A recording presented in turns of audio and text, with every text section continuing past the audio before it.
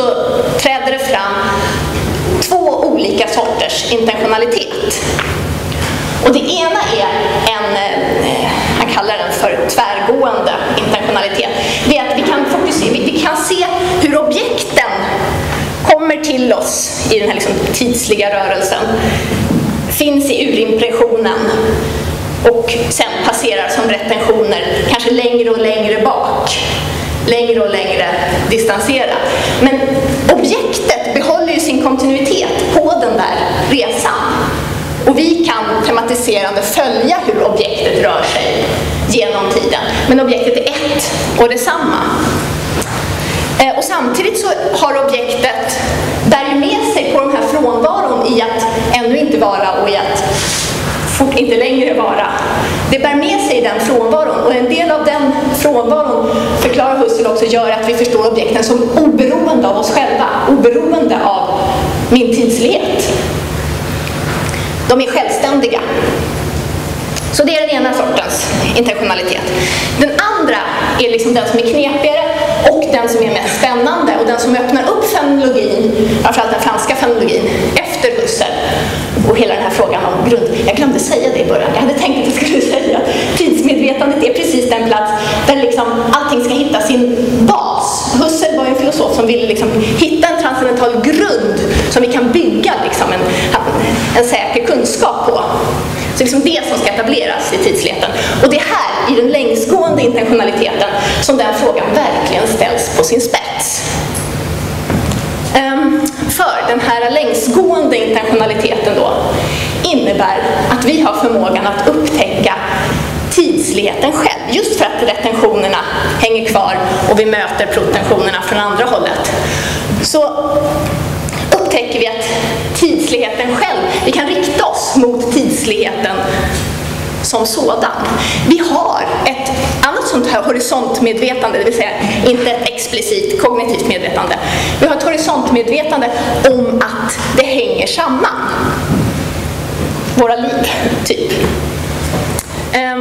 Men det här som hänger samman är ju inte någonting som är i tiden. För i tiden är just objekten som dyker upp och rör sig genom tiden. Utan det här som hänger samman är ju tidsligheten själv. Och han beskriver det som tidens enhet, som ett kvasi- eller övertidsligt objekt. Det här är liksom en tanketråd som man kan behöva liksom fnula med några gånger innan man riktigt greppar den. Så det är svårt att liksom ge den sådär jättetydligt på en gång. Men det som är intressant är att det här horisontmedvetandet som den längsgående intentionaliteten innebär, som innebär den här medvetenheten om att jag, vill säga jag som tematiserande, jag som reflekterande, är tidslig och bär tidsligheten. Frågan är då, hur kan den tematiseras själv? Det är precis den grunden som Husserl vill lyfta fram och tematisera. Och skapa en transcendental filosofi som ju just skulle handla om de mest grundläggande förutsättningarna för kunskapen. Då måste vi lyfta fram precis tidsligheten själv. Inte de olika sakerna som visar sig i tidsligheten. Utan tidsligheten själv måste vi sätta fram som ett objekt framför oss och undersöka. Okej, vad är det här för? Hur är det strukturerat? Hur etablerar det mig? Jag måste på något sätt separera mig från det, tematisera det, reflektera över det. För att just hitta den här grunden. Och det är här någonstans som det framträder som är liksom det stora problemet som Husserl slåss med i alla tidsmanuskripten. Nämligen problemet med en oändlig regress. Jag tar den på det här sättet. När Hans pratar om seendet, att vi kan se seendet i fenomenologin. På sätt och vis kan man säga att nej, det är just det vi inte kan. För att, om man vill. För att det han upptäcker här är att han vill se tidsligheten. Han vill se just subjektivitetens erfarandet. Och när han sätter det framför sig så erfar han erfarandet. Men då är det ju inte erfarandet längre, utan då är det någonting som är erfaret.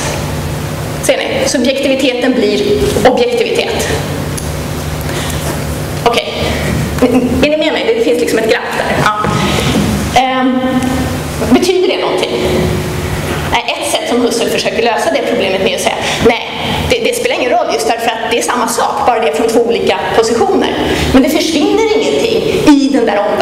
från erfarande till erfaret. Bara, kanske ska säga, den infinita den oändliga regressen händer förstås då när man försöker få syn på det. Okej, nu har jag satt det som objekt, men vänta, jag missade just erfarandet. Och så försöker jag få syn på erfarandet och så omvandlas det till ett objekt. Jaha, nej, men då måste jag göra en ny transcendental analys. Och så försöker jag få syn på det igen och så tappar jag det igen. Det var det som var liksom det infinita där. Okej. Frågan var så om det spelar någon roll. Husserl menar att nej, inte nödvändigtvis. Det kan vara samma sak. Det bara byter framträdelseform. Det är samma sak. Vi förlorar ingenting med det. Fast frågan är om Husserl någonsin var riktigt nöjd med det svaret. Bernays som är ändå som har efter Samuel har tagit över i Löven. Han vill skilja på den metafysiska Husserl och den post-icke-metafysiska Husserl. Och säger att den metafysiska Husserl är just den som vill säga det spelar ingen roll. Grund, nu har vi hittat grunden, det är samma sak. Här hittar vi en grund vi kan stå på och bygga alla andra analyser på. Och det finns många sådana platser hos Husserl. Men Bernays påpekar också att det Husserl hela tiden gör är att visa att nej, det här glappet är ett glapp vi måste ta på allvar. Husserl lyfter fram det och gör det så explicit. Och just det där glappet har kommit att prägla framförallt den franska fenomenologin i väldigt, väldigt hög grad. Inte minst, bland annat så har det formulerats som radikal annanhet. Det finns någonting i erfarandet självt som vi aldrig fullständigt kan tematisera.